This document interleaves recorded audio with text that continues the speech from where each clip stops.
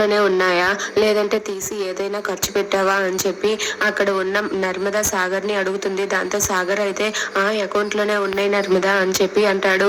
ఆ మాట వినగానే నర్మదా అయితే నిజంగానే చెప్తున్నావా సాగర్, లేదంటే నాకు అబద్ధాలు చెప్తున్నావా అని చెప్పి అడుగుతుంది. దాంతో సాగర్ అయితే లేదు నర్మదా, నేను నిజమే చెబుతున్నాను, 20 లక్షలు అకౌంట్ లోనే ఉన్నాయి అని చెప్పి అంటాడు.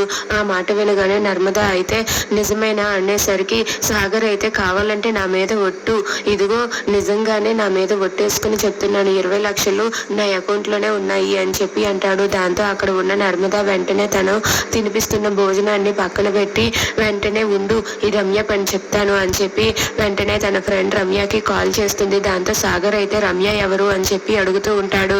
దాంతో అక్కడ ఉన్న నర్మదా అయితే ఆగు సాగర్, ఇప్పుడే దీనికి సరైన సమాధానం చెప్పాలి అని చెప్పి స్పీకర్ ఆన్ చేసి మాట్లాడుతూ ఉంటుంది.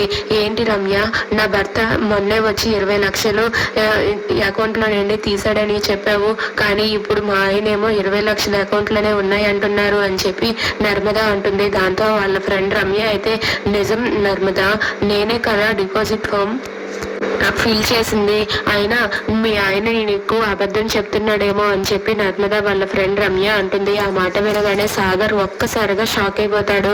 దాంతో నర్మదా అయితే నిజంగానే మా ఆయన 20 లక్షలు తీసాడా అని చెప్పి అడుగుతుంది.